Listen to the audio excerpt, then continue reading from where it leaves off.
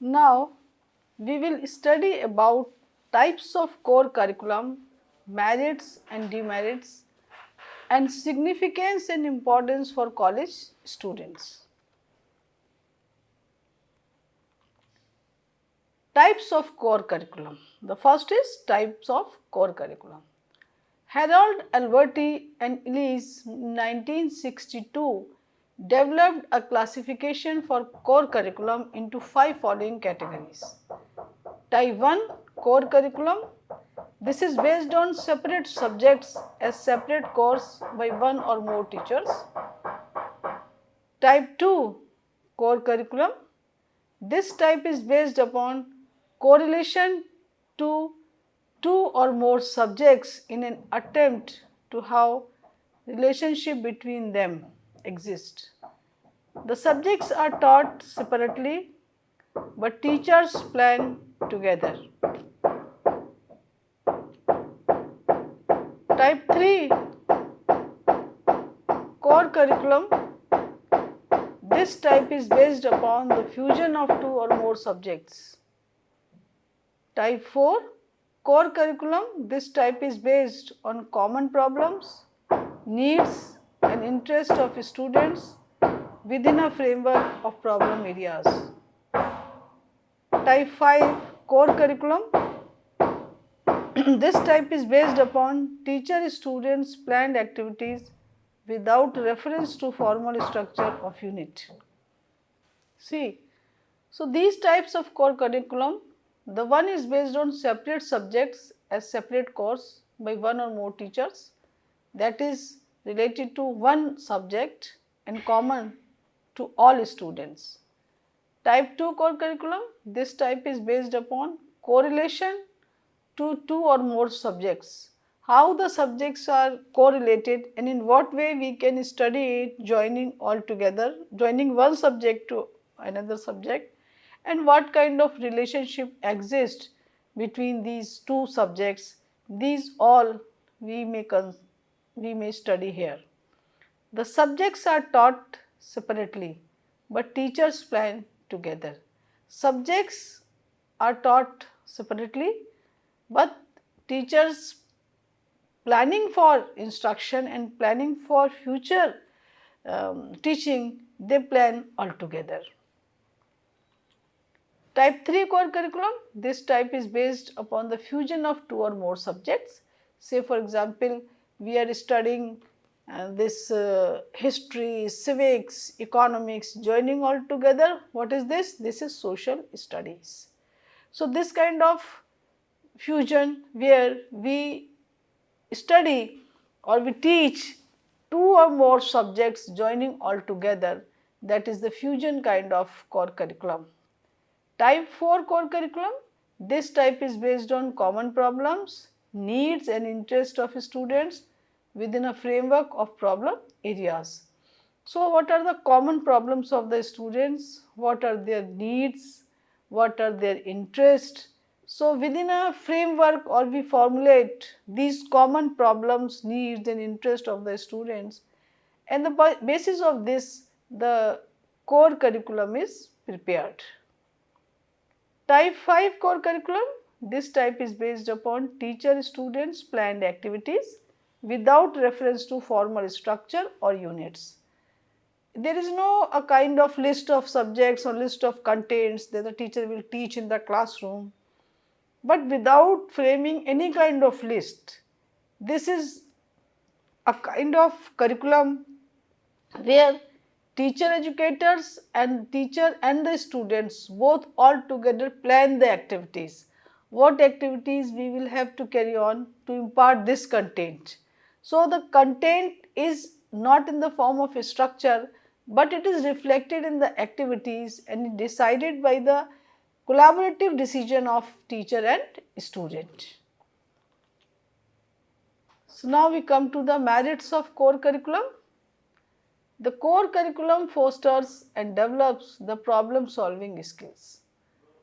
As you know that the problem solving skill is the highest order skills, because without going into the field, without knowing the difficulties of the students and what kind of challenges they are facing there.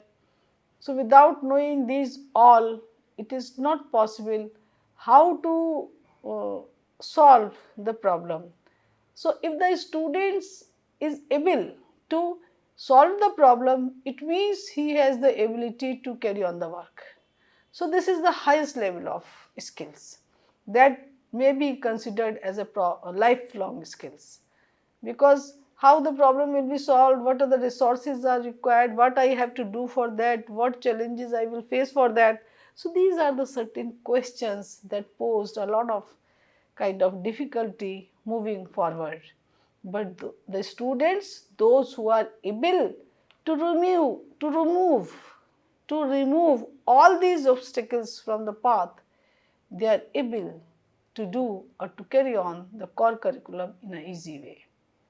So, what I want to say that the one merit of this core curriculum is that this kind of curriculum is very helpful to develop the problem solving skills among the students, because we are having the common core. So, the problems are very common, and these problems are related to students' life, quality education, as well as from the side of the institution and a kind of other problems that a student face in the classroom. It results in the achievement of the broad outcomes desired in the learning program. So, what are the achievement of the broad outcomes? The objectives that we have formulated, that the students will be able to receive the knowledge, they will be able to analyze this knowledge for the deep understanding, and they will be able to synthesize the segments of the knowledge in order to develop the problem solving skills, and these all will be reflected in the behavior of the students. So, the achievement of the students can be said that it is really wonderful. So, in this kind of curriculum, that is core curriculum, if a teacher finds that the students are able to change or to change the kind of situation where there are so many problems, and can modify the situation and can give a certain kind of solution to solve the problem, then we can say that really this is a kind of curriculum that is helpful to bring the change in the behavior of the students. The core curriculum is based upon the psychological, sociological and philosophical foundations. Whenever we plan for curriculum, that is core curriculum, we always keep in mind what are the psychological needs of the students. It means the common core is prepared as per the age, as per the interest and as per the needs of the students. So, what is the age group of that particular group? For those we are preparing this curriculum, that should be mentioned and that should be very clear to the curriculum planner. And what kind of interest the students have, it should also be very specific, because you know that at the primary stages, when the students are in the class 1, 2, 3, they are very much curious to do the activities, and they never like to sit at a proper place for longer time, because their span of concentration is low and they are distracted immediately. If they are observing in this direction, they will be in that within few minutes. So, what is need of the learner, what is psychological need of the learner? That the sense organs are very much active, and this activity or this kind of action makes them able to touch something, to know something. So, this is curiosity that a kids having at elementary stage, that is as per the psychological need of the learner. So, the curriculum planners keep the activities in the primary level so that the students will get the learning of pleasurable learning, joyful learning, and a kind of learning that gives us lot of specific experiences that is helpful in growth and development of the kids or the children of the primary level. Similarly, as the students go up in the next class, maturity level high, and he tries to sit at a place and tries to listen something with very carefully and wants to know more about the word, and he wants to know that what is the specific topic that a teacher is going to teach today. So the age group, the interest, needs, these all varies from one stage to the another.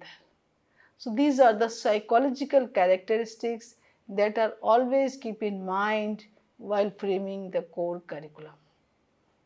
Sociological basis or the sociological needs is concerned with the society. As society is directly linked to the school and higher education institutions, so the educational institution and society both have a reciprocal relationship. The first agency of education for a child is family, because he gets all kind of information at home in the lap of mother, and first educator for a child is mother. But when he grown up, he goes out of the family or out of the home. Where he is going? Now he is able to go to the school at the age of 3+. So this kind of education that moves from family to the society, or the values that the mother inculcated in the child, that he shows in the school. So the second agency or a kind of important agency for a child is school. Here he does all the activities under the supervision of learned teacher.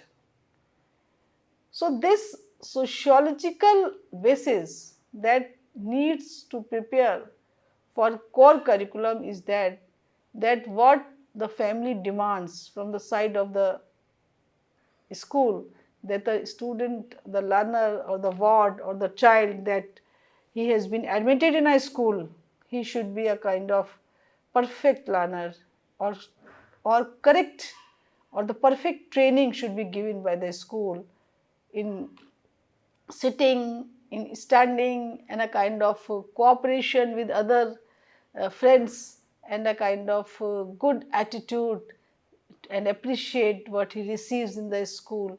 So this kind of training that he receives in a proper way, the family gets a kind of pleasure that the child is in a right kind of school.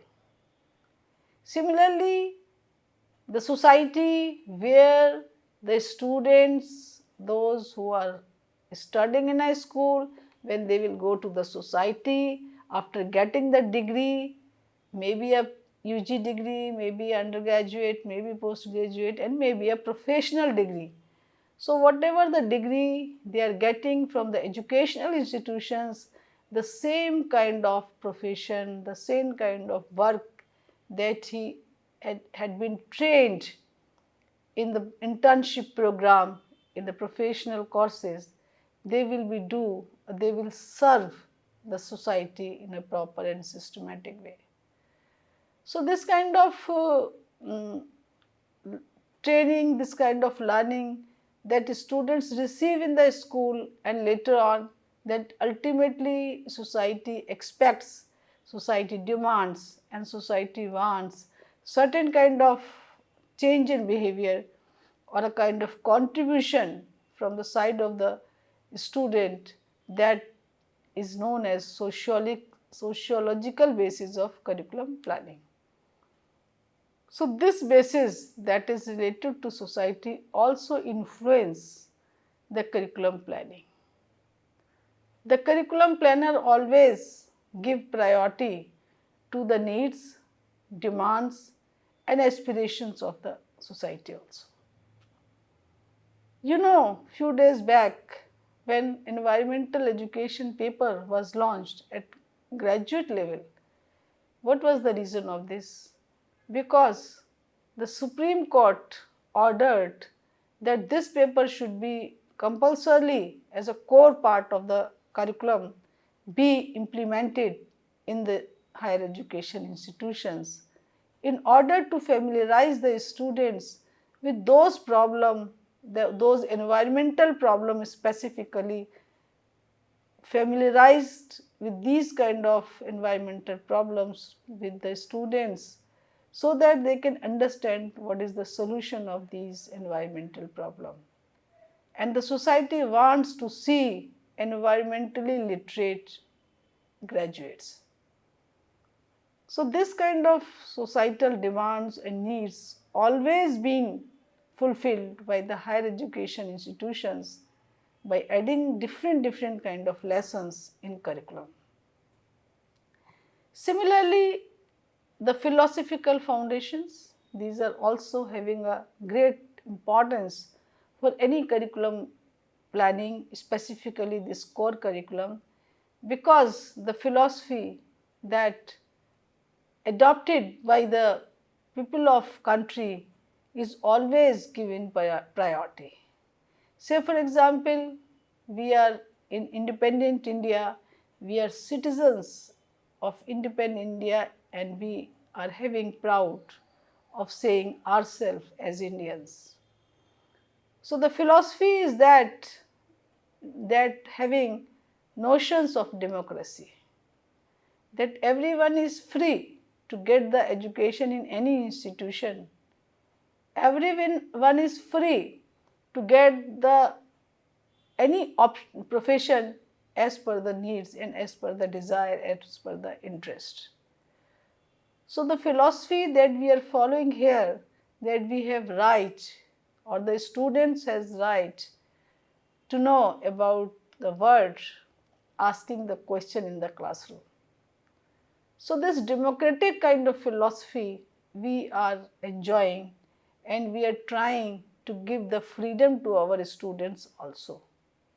So what kind of values in society enjoy the similar kind of philosophies, the similar kind of ideas are implemented or added or inculcated in the planning of curriculum. So the philosophical, sociological, psychological, these bases are very important basis of any curriculum that play an important role while planning the core curriculum. It encourages application of learning experiences that are relevant and meaningful for students. So application of learning experiences, that is kind of practical aspects that are relevant, having certain kind of relevance to the life of the students, and meaningful, it means having certain kind of clear-cut specific concepts that all should be added in core curriculum. And we try to encourage the students to know the concepts very clear, and we try to motivate the students to collect the learning experiences and to decide what he has to do. It caters to individual needs, interest and capacities, because we are planning the curriculum as per the need, as per the interest, as per the aspiration, as per the demands of the individual and the society as well. So these all kind of psychological and sociological requests or demands are given priority while planning the core curriculum. It helps the learner to correlate different subjects together. It means that core curriculum is not in a form of a separate discipline, but here the joining of one subject to the another and joining of a kind of studying all together, considering why the economics is important to study and why the political science is important to study, and what kind of concepts that having the similar message giving to adding to our learning experiences. So in that way the teaching and learning process go in process.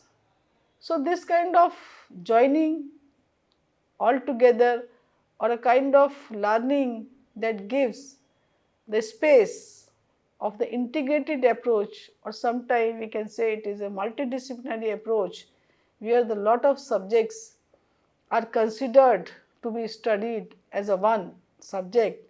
So this core curriculum also promotes, also encourage a kind of multidisciplinary approach. I have already told you that national education policy also says that our approach should be multidisciplinary in nature, and we should try to integrate all the concepts of one subject to the other as far as possible. So try to follow the multidisciplinary approach in order to bring the curriculum as a whole, not as a separate subject. You know that why do we feel that there should be a kind of national education policy? Why? Why it was realized, though the educational practices were going on in the past and in tradition also, why we do feel need to bring this all national education policy? The reason is that we were going as a segregated traditional stream of discipline, and we were not able to make the specialized of different subjects. One student may be a specialist of one kind of stream and one kind of academic stream, but now there is option providing the liberal education that the student can be specialized in different kind of courses, and he may be a specialist of music, and he may become a musician later on stages if he is not paying interest in other kind of subjects that opted by him as a special subject. So as per the interest of the students, he can select even more than one specialization. So this approach where we are trying to give the freedom to the students and flexibility in the curriculum, this is the unique characteristics of the core curriculum. So core curriculum offers a wide range of benefits for students, educators and educational systems. Some of the key benefits of core curriculum include academic excellence. We try to provide excellent kind of curriculum to our students.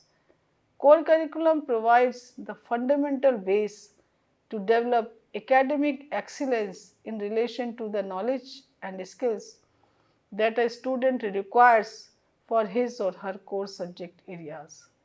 So the academic excellence is also one of the specific feature of this core curriculum, and in relation to knowledge, that the adequate and advanced knowledge be provided to the students in order to develop the life skills, so that they can solve the life problems, they can solve the other kind of challenges that they meet in the path or in the journey of this academic curriculum. College and career readiness.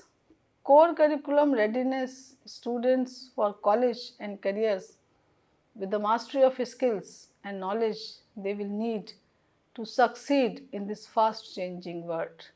So career readiness means that what kind of options, what kind of selection they want, they may choose the field concerned with own interest also. So we prepare the students by familiarizing them with the modalities of that particular courses, and as per choice, as per potential, as per capabilities, they like to select that particular field. critical thinking skills. Core curriculum promotes a culture of critical thinking, problem solving and analysis that are appropriate for living with complex challenges and making informed decision. So, the critical thinking is also very essential to make a certain kind of specialist, because without knowing what is right, what is wrong, you can't be able to give justice to this that particular content of the curriculum.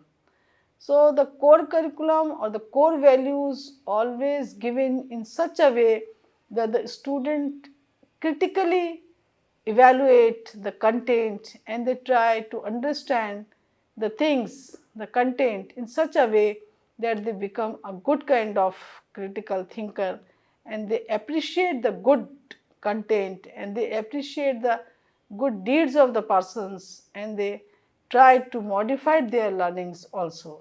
So, such critical thinking skills are very essential that we provide through the curriculum implemented.